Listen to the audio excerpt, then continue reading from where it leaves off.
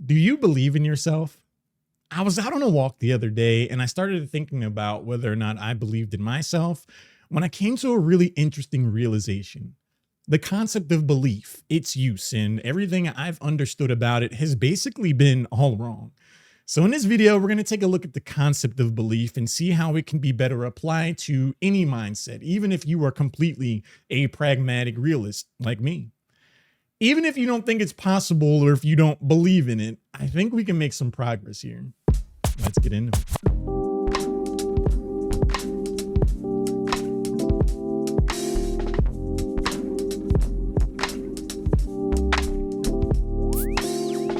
Now, something I'd want to say at the start of this is that basically a lot of this will come down to mere semantics. Even so, I think changing our frame of mind within the concept of belief will be very impactful and very transformative.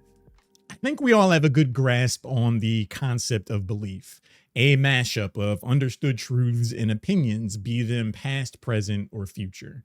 But I think it's all the more rare a thing to have a good grasp on the understanding of belief within the context of yourself. You see, after some thinking about it, I've come to the realization that my concept of belief was basically more about the destination than the journey. If the goal was, say, to get a new job or to learn a new skill, I would basically do a quick assessment of my current capabilities and the likelihood of a positive outcome or my desired outcome. When I come to think about it, my concept of belief wasn't really about belief at all. It was about hope.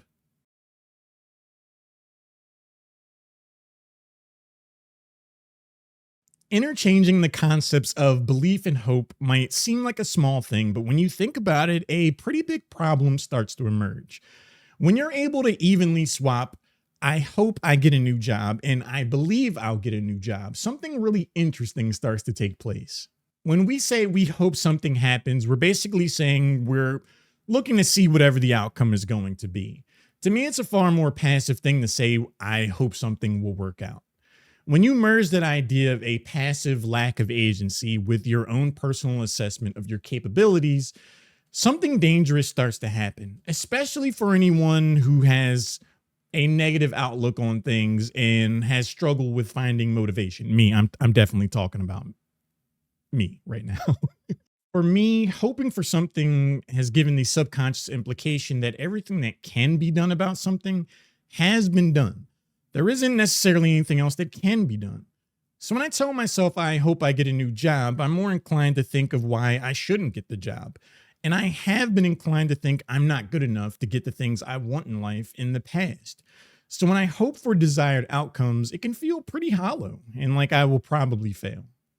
Going into endeavors with this frame of mind often leads to a self-fulfilling prophecy. I'm less inclined to give my full effort towards something if I don't entirely believe that I'll be able to succeed at whatever it is.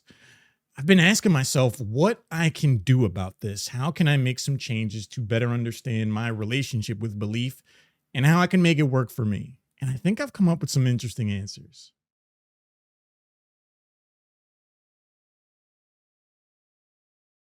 The question and problem I posed to myself was how could I, a pragmatic realist, learn to harness the concept of belief in oneself in the same way that a hopeful optimist would be able to? And whenever I go to solve problems, I try to start out as objectively as I possibly can. When I compare these two mindsets, I've come up with three specific comparisons that objectively are true for both sides of this equation. So, whatever the goal is, both the realist and the optimist want to succeed. Let's say, using the example of they want to have a successful YouTube channel, they both want to succeed at that. That is just an objective truth. The second thing that I've come to realize is they both need to take steps towards their goal. If you don't make any videos, you're not going to have a successful YouTube channel. That's just basically like that is just an inarguable objective fact. And the third thing that I realized is that their chances of success will increase with each step taken and commitment to taking more steps. Every time they release a video, their odds go up a little bit of their channel being a success. And the more they commit to making more videos and taking more steps, those chances will continue to increase. So if you're a hopeful optimist, you'll be able to take those steps pretty eagerly because you are optimistic and hopeful about the overall destination. They're empowered by their belief in the destination that they will have a successful YouTube channel. They dream about it and they're like, wow, like I can't wait for my channel to blow up. They're super hopeful about it. Whereas a realist, for me, I can become really lost in the likelihood of the destination. I often think about like, well, what could go wrong? Or if I make a video and it doesn't get a bunch of views, I'm like, oh, maybe this won't work out. It's easy for me to get lost in that sort of thing. What I've come to realize about the concept of belief is that even me, a realist, can objectively understand that my chances of success will increase with each step that I take. If I stop making YouTube videos, my channel will not become successful. That no matter how I feel about things, that is just an objective truth. And there's the baseline. I think a realist needs to relish in the accomplishment of steps taken. No matter how good or bad I might feel about a video, I need to consciously make an effort to feel good about the accomplishment that I am in the fight of trying to succeed at my goal. No matter how it turns out, no matter how good or bad the video is, as long as I'm happy with the idea that I'm still trying to pursue my goal, that is something that I can build confidence on. That is something that I can believe in. I can believe in the objective truth that no matter how I feel about things, I still hit the record button and I still uploaded a video and I'm still trying to succeed at whatever my goal is. And with each successive week, I have more objective proof to believe in.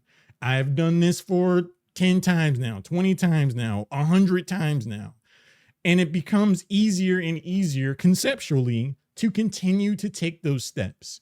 And as those steps are taken, the chances and likelihood of reaching the destination becomes more likely and more possible. That is something that I can believe in.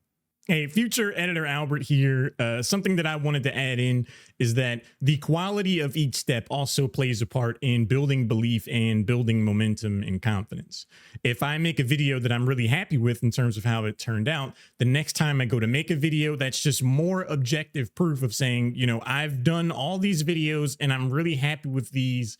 It becomes that much more easy to take further steps and to make further videos and to believe in my ability to make videos that I enjoy making.